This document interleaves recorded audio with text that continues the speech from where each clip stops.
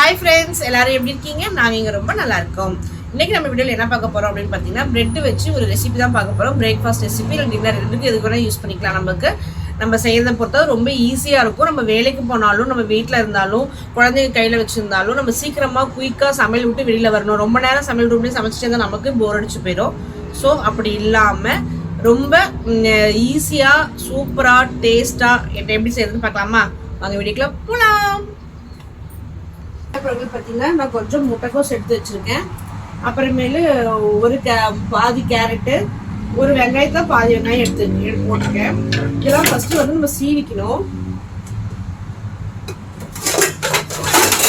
இது வந்து நம்ம வந்து பாக்கெட் பண்றதுக்கு பிரெட்டுக்குள்ள வைக்கிறதுக்கான வெஜிடபிள்ஸ் தான் இது. உங்ககிட்ட என்ன வேணும்? சனிக்கிழமை இல்லைங்களா, 2 வாரமா நான் வந்து மார்க்கெட்டுக்கே போகல, அதனால ஃபுல்லா எல்லா காயும் தீர்ந்து போச்சு. உங்க கையில என்ன வெஜிடபிள்ஸ் இருக்கோ அது போட்டுக்கலாம். குடமிளகா, கேப்சிகம், அப்புறமேலு பீன்ஸ், அந்த உங்ககிட்ட என்ன வெஜிடபிள்ஸ் இருக்கோ அதை நீங்க போட்டுக்கலாம். இது நல்லா சீவி எடுத்துக்கோங்க. அப்படின்னா மாவு வந்து ஒரு 4 days 5 days வரைக்கும் நம்ம வந்து ஆட்டி வச்சுக்கலாம். அதுக்கப்புறம் பார்த்தீங்க அப்படின்னா தீர்ந்து போச்சுன்னா என்ன பண்ணுறது, பிரேக்ஃபாஸ்ட்டுக்கு என்ன பண்ணுறது, நைட் டின்னருக்கு என்ன பண்ணுறது நம்ம யோசிக்காமல் இந்த மாதிரி பிரெட் இருந்தாலும் இந்த மாதிரி நம்ம செஞ்சு சாப்பிட்டுக்கலாம். இது மெயின் இன்க்ரீடியன்ஸே பார்த்தீங்கன்னா உள்ள ஷஃபிள் வைக்கிறது தான். இந்த முட்டைக்கோசையும் நம்ம வந்து சீவி எடுத்துக்கணும். அப்போ தான் நமக்கு வந்து சாப்பிடும்போது நமக்கு உள்ள ஸ்டஃப் பண்ணும்போதும் வெளியில் வராது, சாப்பிட்றதுக்கும் நல்லா ஈஸியாக இருக்கும். இது வந்து உள்ள ஸ்டஃப் பண்ணுறது மட்டும் தான் ரெடி பண்ணுறது கொஞ்சம் லேட் ஆகும். இதெல்லாம் ரொம்ப சீக்கிரமாக செஞ்சிடலாம். இதோட ரெசிபியை பார்த்தா ஒரு 20 நிமிஷம் தான். அதுக்கு நம்ம செஞ்சு முடிச்சு நம்ம பிளேட்டிங் பண்ணிடலாம்.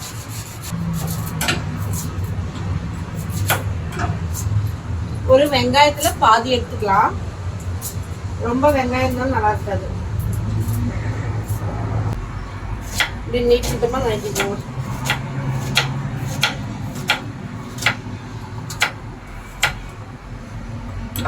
நறுக்கிட்டு இது ஊற்றிட்டுக்கோங்க. இந்த மாதிரி அகண்ட பேன் எடுத்துக்கோங்க, அப்போ தான் செய்யறதுக்கு ஈஸியாக இருக்கும். இருந்தாலும் சரி, சும்மா ஒரு 2 ஸ்பூன் மட்டும் ஊற்றிக்கோங்க. ரொம்ப எண்ணெய் தேவையில்ல, சும்மா 2 ஸ்பூன் மட்டும் ஊற்றிக்கோங்க. எண்ணெய் நல்லா சூடானதுக்கப்புறம்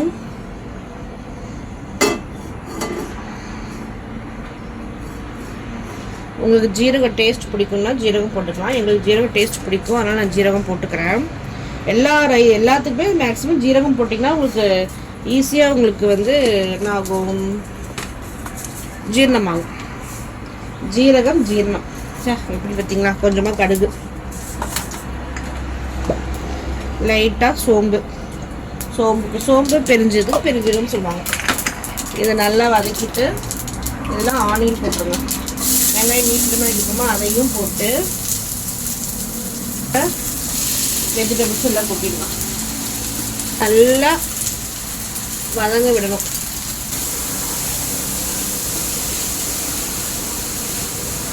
இதுலேயே குக்கும் ஆகிடணும், ப்ளஸ் நல்லா சாட்டேவும் பண்ணணும்.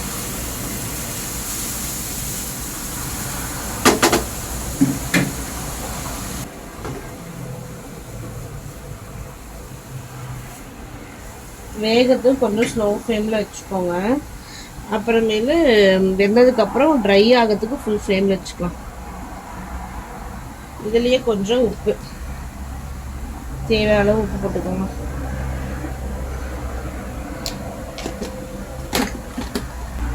கால் ஸ்பூன் மஞ்சள்தூள்.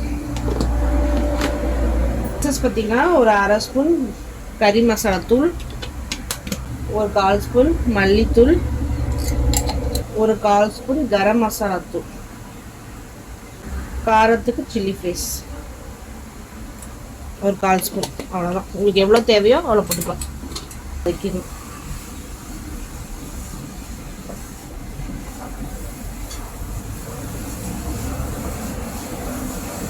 பச்சை வாசம் எதுலையுமே தண்ணியே ஊற்றக்கூடாதுங்க. ஃபுல் ட்ரையாக வதக்கணும். பச்சை வாசம் போகிற அளவுக்கு நல்லா வதக்கி எடுத்துக்கணும். தண்ணியே இது காய்கறி தண்ணி வர்றதை கூட நல்லா ட்ரை பண்ணிடணும். நல்லா வெந்து பச்சை வாசலாம் மசாலா பச்சை வாசலாம் போகணும். நான் வந்து வீட் பிரெட் தான் எடுத்திருக்கேன்.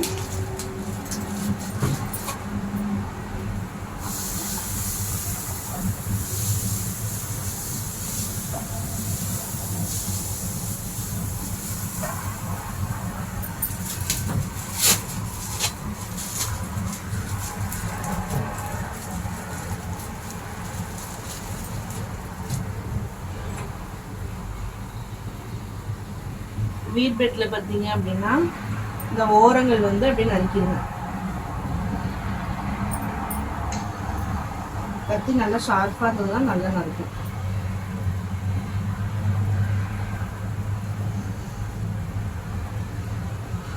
இந்த மாதிரி அழகாக பாக்கெட் பண்ணுற மாதிரி எடுத்து வச்சுக்கோங்க. நான் கொஞ்சம் அதிகமாக நறுக்கிட்டேன், கொஞ்சம் கம்மியாக நறுக்கிட்டேன். கொஞ்சம் தண்ணி தட்டில் வச்சுக்கலாமா?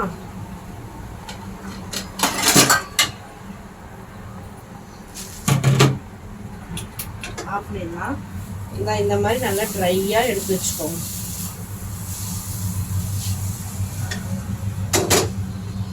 இதில் எல்லாத்தையுமே நம்ம வந்து ஓரங்களை நறுக்கிடலாம்.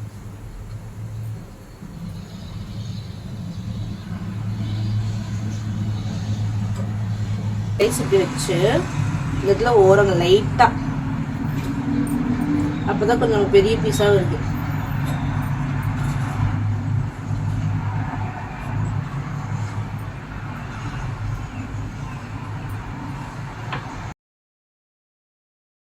இந்த இடத்துல என்னோட சின்ன கிளிப் ஒன்று டெலீட் ஆகிடுச்சு. ஒரு முக்கியமான விஷயமே டெலீட் ஆகிடுச்சு. அதை வந்து நான் வாய்ஸ் ஓவர்லேயே கொடுத்துட்றேன். ஒரு பவுலில் வந்து 2 முட்டை நல்லா பீட் பண்ணி வச்சுட்டேன். அதில் கொஞ்சம் உப்பும் மிளகுத்தூளும் போட்டு நல்லா மிக்ஸ் பண்ணி வச்சுட்டேன். இன்னொரு பிளேட்டில் வந்து பார்த்திங்கன்னா நம்ம ப்ரெட்டு வந்து ஓரத்தில் கட் பண்ணியிருந்தோம் பார்த்திங்களா, அதெல்லாம் மிக்ஸியில் போட்டு ட்ரையாக அரைச்சோம்னா நம்ம வந்து ப்ரெட் க்ரம்ஸ் ரெடி ஆகிடும். அந்த க்ரம்ஸ் கொட்டிட்டேன். இப்போ வந்து நம்ம உள்ளே ஸ்டஃப் பண்ணி வச்சுருக்கோம் இல்லைங்களா, அதை வந்து நம்ம வந்து ப்ரெட்டில் வந்து ஓரத்தில் ஃபுல்லாக தண்ணி டிப் பண்ணி நல்லா கையில் தொட்டு பண்ணாலும் சரி, ப்ரெஷ்ஷில் வச்சு அப்ளை பண்ணாலும் சரி, தண்ணி ஃபுல்லாக தொட்டு அப்ளை பண்ணணும். தண்ணிக்குள்ளே முக்கி எடுத்துடக்கூடாது.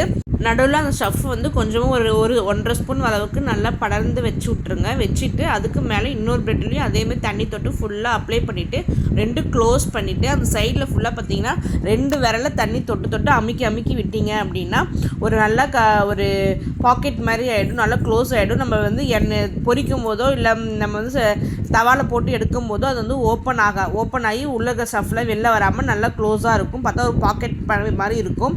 அப்புறம் அதை எடுத்து நம்ம முட்டையில் வந்து நல்லா டிப் பண்ணிவிட்டு அப்புறமே அதை டிப் பண்ணி அதை எடுத்து அப்படியே நம்ம வந்து பிரெட் க்ரம்ஸில் போட்டு நல்லா ஃபுல்லாக படுற மாதிரி நல்லா 2 டைம் நல்லா தடவி விட்டுட்டு அதை எடுத்து அப்படியே நம்ம தவாவில் போட்டு, நான் வந்து தவாவில் வந்து ஃப்ரை தான் பண்ணுறேன்.